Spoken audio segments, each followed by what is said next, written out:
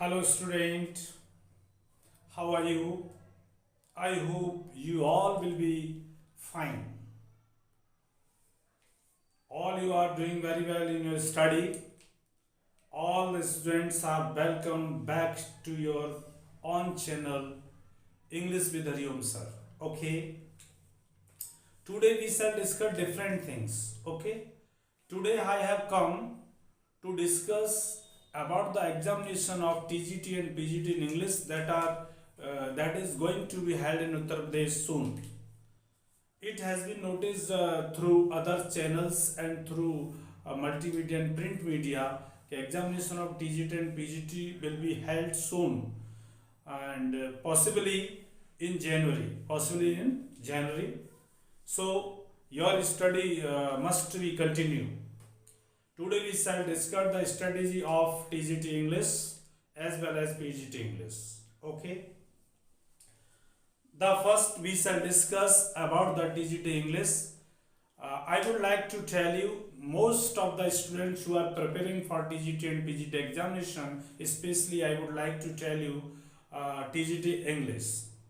Most of the students pay attention towards the four authors that have been prescribed in syllabus. The first one is William Shakespeare, the second William Wordsworth, third one is John Milton, and fourth one is Galsworthy. Okay, they think these authors have been given in the syllabus, so all the questions have been asked from all these four authors, but they think right but not properly. Today I will tell you ki what is the real fact from where the questions have been asked, and why do you face the face of failure after declare the result of TGT and PGT. Okay, the first thing is this, dear student, you must read again and again the syllabus that have been given for this examination. I think in literature the four authors have been given, as well as the forms of English literature, the terms of English literature, and history of English literature. In English language, everything can be possible. From anywhere question will be asked, from anywhere. You can't check them, but majorly we can discuss around 5 questions have been asked from direct and indirect speech, and 5 questions have been asked from active and passive, and 10 and 15 questions asked from the paragraphs that have been given unseen passages in the papers. Okay, and around 5 questions have been asked from preposition sections. Okay, and around 20 questions have been asked from the vocabulary sections. I think, please look at our board. Look at our board. English TGT English में क्या करें, कैसे करें कि हमको सफलता मिले. तो टीजीटी इंग्लिश का पहला सेक्शन है इंग्लिश लिटरेचर. डियर स्टूडेंट, क्या है? English literature. इंग्लिश लिटरेचर जो है इसको थोड़ा आप समझें, क्या है इंग्लिश लिटरेचर और कैसे इसको हमें प्रिपेयर करना है. इंग्लिश लिटरेचर में अगर हम चलें तो हमें सबसे पहले हमारी मुलाकात होगी विलियम शेक्सपियर. विलियम शेक्सपियर साहब का सिलेबस बहुत ज्यादा है, अपने आप में एक पोइट ही पर्याप्त है. अब इस William Shakespeare, second one is William Wordsworth, nature poet हैं ये हमारे. Third one is John Milton, and fourth one is John Galsworthy. Okay, John Galsworthy. 4 authors have been given our syllabus: William Shakespeare, William Wordsworth, John Milton, and John Galsworthy. Okay, as well as literature का ये A section है. क्या है? A section. Okay, A नहीं, इसे आप कहें first part है. क्या है? First part. सेकंड पार्ट इसका क्या है? सेकंड पार्ट होता है history of English literature, history of English literature, history of English literature, okay. And forms of English literature, forms of English literature, okay, forms of English literature as well as literary term, literary terms, literary terms होता है, okay, as well as इसी के अंदर आता है आपका figure of speech, figure of speech। Dear student, जो आपको 4 ऑथर्स दिए गए हैं, if you have studied properly the pattern of TGT English conducted by UP government, आप कभी भी किसी भी ईयर का पेपर पिकअप करके देखें, कभी भी क्वेश्चन इक्वल नहीं होते हैं। किसी ईयर में विलियम शेक्सपियर से ज्यादा क्वेश्चंस पूछे जाते हैं, कभी विलियम वर्ड्सवर्थ से, कभी मिल्टन साहब से, गॉल्सवर्दी साहब से, तो ऑलवेज कम ही क्वेश्चन पूछे जाते हैं। अब हमारे स्टूडेंट्स क्या करते हैं, हमारे भाई बहन क्या कर रहे हैं, वो प्रीवियस पेपर को केवल लर्न कर रहे हैं, प्रीवियस पेपर के क्वेश्चंस लगाते हैं। That is not sufficient, that is not sufficient. अब थोड़ा समझें syllabus, how to prepare syllabus for English literature, how to prepare, how to prepare, how to prepare, कैसे तैयारी करें। सबसे पहले the first one, biography, biography of each author, each author, प्रत्येक author की आपको बायोग्राफी, बायोग्राफी आपको बहुत टिप्स पर होनी चाहिए, ठीक। बायोग्राफी आपने ईच ऑथर के लिए important works, important works, important works का मीन्स है जो आपके 4 ऑथर दिए हैं, उन्होंने कौन कौन से इनके वर्क्स इंपोर्टेंट रहे हैं, ऑटोबायोग्राफर रहे हैं, माइलस्टोन रहे हैं, वो आपको टिप्स पर, वर्क्स का मतलब है उनका ओरिजिन क्या है, जेनर क्या है, वो कब कंपोज हुए, कब उनको लेकर के कोई आपका प्राइस डिस्ट्रीब्यूशन है तो वो भी आप मेंशन करना है, ठीक। इंपोर्टेंट वर्क्स हो गया। अब होता है डिटेल्ड स्टडी, डिटेल्ड स्टडी, कुछ ऑथर्स के वर्क होते हैं जिनको आपको डिटेल्ड स्टडी करनी है। जैसे विलियम शेक्सपियर साहब को आपने लिया, तो विलियम शेक्सपियर को जब आप पढ़ें तो first you will need to pay attention how to read William Shakespeare, the first you will have to read biography of William Shakespeare thoroughly. Any question from anywhere can be asked in TGT examination. The second thing, important plays must be read thoroughly. Just like 4 tragedy, जैसे 4 tragedy है, आपका हेमलेट है, ठीक है, हेमलेट है, King Lear है, Macbeth है, और आपका अथेलो है, ठीक। इन ट्रेजेडीज से आपके कोटेशंस, कैरेक्टर्स पूछे जाते हैं। इसके अलावा आपको जूलियस सीजर पढ़ना है, द मर्चेंट ऑफ वेनिस पढ़ना है, मिडसमर नाइट ड्रीम पढ़ना है, एंटन क्लोपेट्रा पढ़ना है, ठीक। इस तरह से आपके जो इम्पोर्टेंट्स हैं, आपके जो एज यू लाइक इट है, इम्पोर्टेंट प्लेस एट अराउंड 10 और 12 place must be read thoroughly, each and every character must be discussed, must be learned at finger points. आप टिप्स पर होना चाहिए, किस पर होना चाहिए, टिप्स पर। अंडरस्टैंड, जब आप समझेंगे विलियम शेक्सपियर की आपकी तैयारी है। और इनकी जो फेमस कोट्स हैं that have been asked by various characters, by the poet through the characters, it must be learned, it must be learned। Daily practice करें, अगेन अगेन पढ़ें, मीनिंग के साथ पढ़ें, कनेक्ट करके पढ़ें, then you will calculate properly in examination hall, ठीक। आपने William Shakespeare को इस तरह पढ़ा, फिर विलियम वर्ड्सवर्थ की आपने बायोग्राफी देखी, मोस्ट उनकी जितने भी वर्क्स थे वो देखिए, और फेमस पोइम्स, बहुत सारी पोइम्स आपको थॉरोली पढ़नी होंगी इसके अंदर। जैसे टिंटन अबे है, ode on intimation of immortality ode है, the world is too much with us है, ठीक। ऐसे हैं, सॉलिटरी रीपर है, लूसीज पोएम है, So many poems that are very important, famous and popular. These poems must be read thoroughly by dear brother and sister. Okay, जब आप उसमें coat कर पाएंगे ये लाइन किस पोएम की है, ये पूछा जाता है कि a line has been taken from the poem and the question put up from this poem this line has been taken and what the poet wants to say and in which year this poem has been composed. आप जैसे आप William Wordsworth पढ़ रहे हैं तो you will have to keep each and every knowledge about lyrical ballads because William Wordsworth belonged to romantic poet and romantic period was considered to begin with the publication of lyrical ballads. तो question may be put up, what is lyrical ballads? Lyrical ballads is the collection of poems. It consisted 23 poems and among them 4 poems were contributed by S.T. Coleridge and rest of the poems were contributed by William Wordsworth.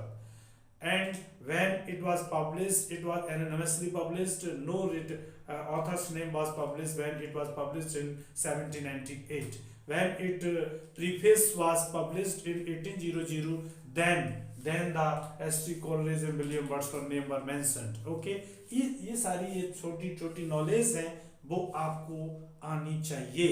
ठीक, सारी इनकी important poems, उनके name और उनकी thoroughly अंदर study. कम से कम आपको 20 poems पढ़नी है इसकी. Okay, the solitary reaper, so many questions asked from this poem. The world is too much, ये है. And the rainbow.